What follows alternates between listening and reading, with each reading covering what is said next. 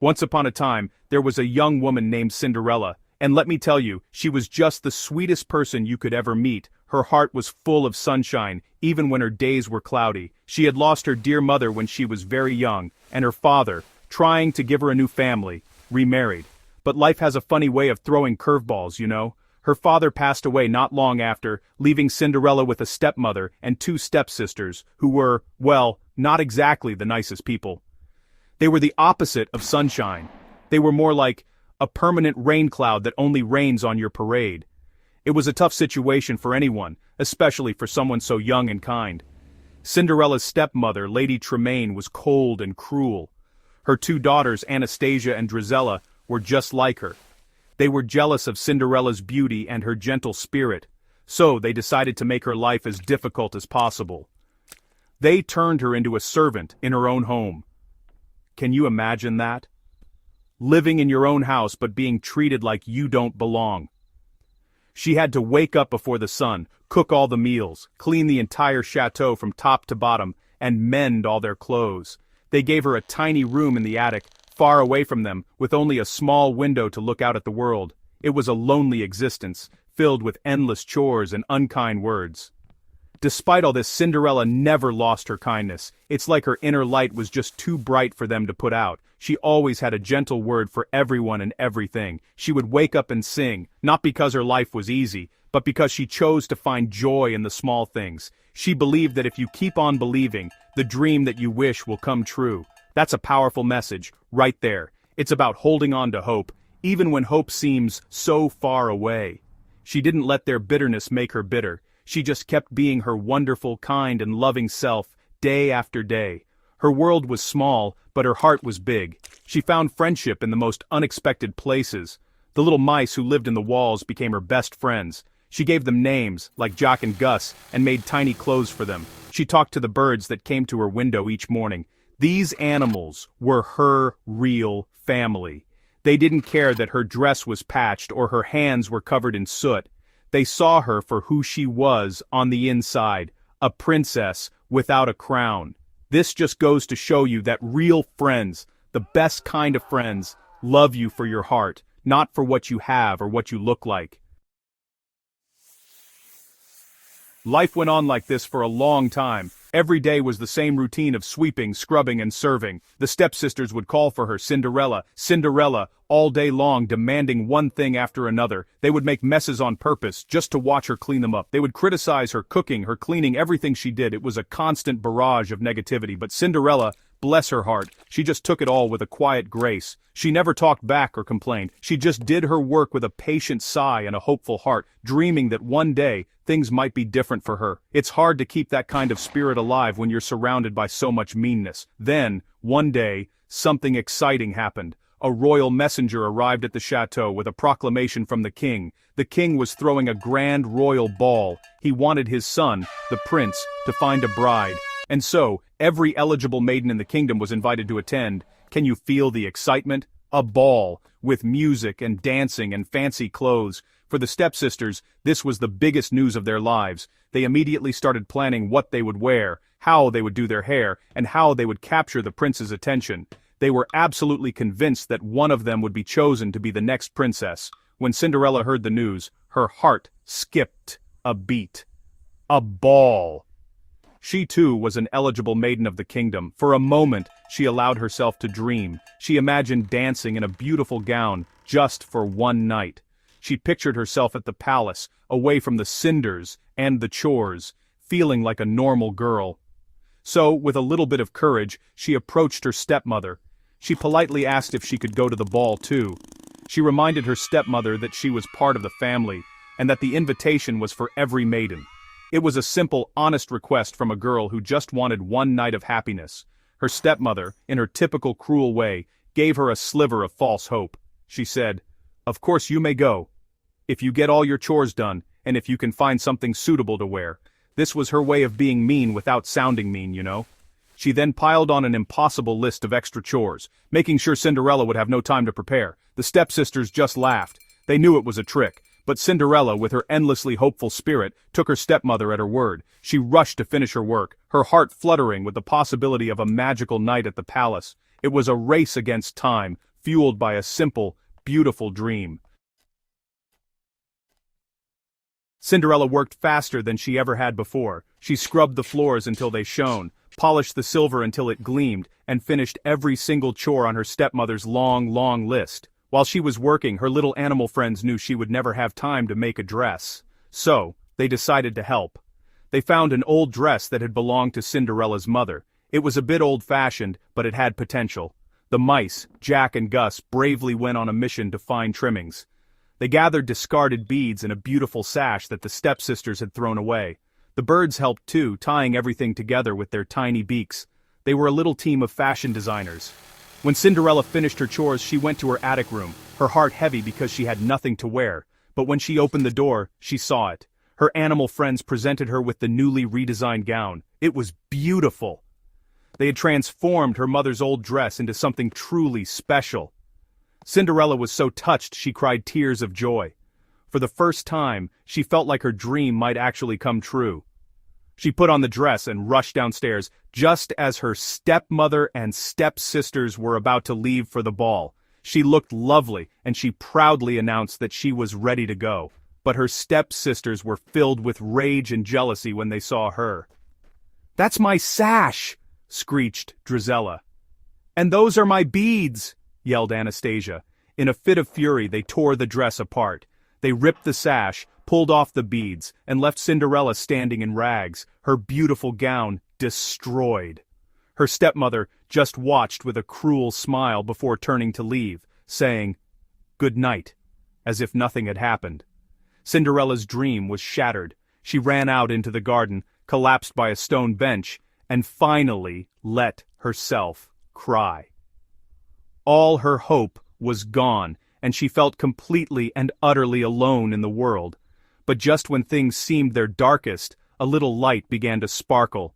A kindly, sweet-faced woman appeared in a swirl of shimmering dust. It was her fairy godmother. She told Cinderella not to cry, because miracles can happen. And then, with a wave of her magic wand and the magic words, "Bibbidi-bobbidi-boo," she got to work. She turned a pumpkin into a magnificent white coach. The mice became beautiful white horses, her old horse became a coachman, and her dog Bruno became a footman. It was pure magic, happening right before her eyes. It shows you that even when you lose all hope, help can appear in the most unexpected and wonderful ways. The fairy godmother wasn't done yet. With another flick of her wand, she transformed Cinderella's torn, ragged dress into the most breathtaking ball gown imaginable. It was a shimmering, silvery blue creation that sparkled like 1,000 stars. On her feet, the fairy godmother placed a pair of delicate, magical glass slippers. Cinderella had never seen anything so beautiful in her entire life. She looked not like a servant girl, but like a true princess. She was ready for the ball. It was a complete and total transformation, from the outside in. It was like all the beauty and goodness she had on the inside was finally visible on the outside for everyone to see. Before sending her off, the fairy godmother gave Cinderella one very important warning. "The magic will only last until midnight," she said. "On the final stroke of 12, everything will turn back to the way it was before. The beautiful coach would become a pumpkin again, the horses would turn back into mice, and her stunning gown would revert to rags." Cinderella understood. She promised to remember the warning. She thanked her fairy godmother with all her heart, and then stepped into the magnificent coach. With a grateful wave, she was whisked away to the palace, her heart pounding with excitement and anticipation for the night ahead. When Cinderella arrived at the ball, everyone turned to look. No one recognized the poor servant girl. They only saw a mysterious and incredibly beautiful princess. The prince himself was completely captivated from the moment he saw her. He walked right past all the other maidens, including the fuming Anastasia and Drizella, and asked only her to dance.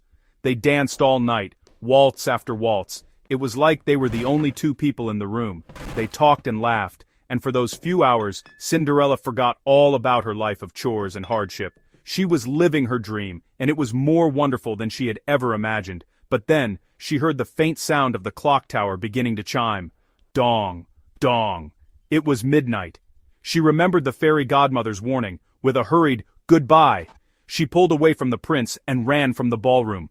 "Wait!" he called after her, but she couldn't stop. She flew down the grand staircase, and in her haste, one of her delicate glass slippers fell off her foot. There was no time to go back for it. She leapt into her coach just as the final bell tolled. As the coach sped away from the palace, everything began to change back, leaving Cinderella once again in her simple rags, with only the other glass slipper as a reminder of her magical night. The prince was heartbroken. The mysterious princess who had stolen his heart had vanished into the night. He had no idea who she was or where she came from. The only thing she had left behind was that single, tiny glass slipper. He picked it up and vowed that he would not rest until he found her. He was determined to marry the girl whose foot fit this slipper. The very next day, the king issued another royal decree. The Grand Duke was to visit every house in the kingdom and have every single maiden try on the glass slipper. It was a huge undertaking, but the prince was desperate to find his true love. The news of the prince's search spread like wildfire throughout the kingdom. When the stepsisters heard that the prince was looking for the owner of the glass slipper, they became giddy with excitement. They were both convinced that the slipper must belong to one of them, even though they had no idea who the mysterious princess was. They couldn't wait for the Grand Duke to arrive at their chateau. Cinderella, meanwhile, heard the news and her heart soared. She realized the prince was looking for her. She hummed the waltz from the ball, lost in a happy daydream about her night with the prince. Her stepmother, Lady Tremaine, was very clever and very cruel. When she heard Cinderella humming the tune from the ball and saw the dreamy look in her eyes, she put two and two together. She realized that the mysterious princess was none other than her own stepdaughter. Filled with envy and rage, she couldn't let Cinderella have this happiness. So, just as Cinderella was about to go downstairs to meet the Grand Duke, her stepmother followed her up to her attic room. She locked the door from the outside, trapping Cinderella inside. It was a final, desperate act of cruelty to keep Cinderella from her chance at happiness. Downstairs the Grand Duke arrived with the glass slipper on a velvet pillow. Anastasia and Drizella were practically falling over each other for a chance to try it on. First, Anastasia tried. She shoved and pushed, trying to force her large foot into the tiny, delicate slipper. It was no use. Her foot was just too big. Then, Drizella tried, wincing in pain as she attempted to squeeze her foot in. The slipper clearly did not fit either of them, no matter how hard they tried. The Grand Duke was about to leave, disappointed once again, believing there were no other maidens in the house. It seemed like all hope was lost for the prince. Up in the attic, Cinderella was desperate. She could hear everything happening downstairs. She knew the Grand Duke was about to leave. She was locked in, with no way to get out. Her animal friends saw her distress and knew they had to do something. They were her little heroes. Jack and Gus, the brave little mice, decided to go on a very dangerous mission. They had to get the key to the attic door. The key was in the stepmother's pocket. It was a huge risk, but they had to take it for their friend Cinderella. They worked together, showing incredible courage for such tiny creatures. The mice scurried down the stairs, avoiding the cat, Lucifer, who was always trying to cause trouble. They managed to climb up Lady Tremaine's dress without being noticed. It was a nail-biting journey. They worked together to push the heavy key out of her pocket. The key fell to the floor with a clatter. Then came the hardest part. They had to carry the heavy brass key all the way up the many flights of stairs to the attic door. It was a struggle, but they pushed and pulled with all their might. They were determined to free Cinderella. They finally got the key to the top and slid it under the door. Cinderella quickly unlocked the door just as the Grand Duke was walking out. "Your Grace," she called out, "please, wait, may I try on the slipper?" The stepmother tried to dismiss her, saying she was just a servant girl. But the Grand Duke, under orders from the king to have every maiden try it on, insisted. As the footman brought the slipper toward Cinderella, the wicked stepmother, in a last evil attempt, stuck out her cane and tripped him. The slipper flew into the air and shattered into 1,000 tiny pieces on the floor. Everyone gasped. The Grand Duke was horrified. His only hope of finding the princess was destroyed. But Cinderella just smiled gently. She calmly said, "But you see, I have the other one." She reached into the pocket of her apron and pulled out the matching glass slipper. The stepmother's face was a picture of pure shock and defeat. The Grand Duke was overjoyed. He carefully took the slipper from Cinderella and slid it onto her foot. It was a perfect fit. It slid on as if it was made for her because, of course it was. At that moment, Everyone knew. This simple servant girl, covered in cinders, was the mysterious princess from the ball. The prince had found his true love at last. The prince was summoned at once, and when he saw Cinderella, he recognized her immediately. It wasn't the gown or the glass slippers he fell in love with, it was her kind eyes and her gentle heart. He knew without a doubt that she was the one. Soon after they were married in a grand celebration, and the whole kingdom rejoiced. Cinderella, the girl who had spent her life in rags, was now a princess. She moved into the palace with the prince, and her days of scrubbing floors and taking orders from her cruel family were finally over. It was the happily ever after she had always dreamed of. Now you might think that Cinderella would want revenge on her stepmother and stepsisters. After everything they did to her, the cruelty, the jealousy, locking her in the attic, no one would have blamed her. But that's not who Cinderella was. When her stepsisters came to the palace begging for forgiveness, she didn't turn them away. She didn't treat them with the same cruelty they had shown her. Instead, she forgave them. She showed them the same kindness and grace that she had always carried in her heart. She even helped them find husbands of their own. That is true strength. It's easy to be kind to people who are kind to you. It's much harder to be kind to those who have hurt you. Cinderella's story is so much more than just a fairy tale about a girl who marries a prince. It's a story about the incredible power of kindness, resilience, and forgiveness. She faced so much hardship, but she never let it poison her heart. She held on to her dreams, but more importantly, she held on to her goodness. She teaches us that no matter how difficult our circumstances are, we have a choice. We can choose to be bitter, or we can choose to be kind. We can choose to hold on to anger, or we can choose to forgive.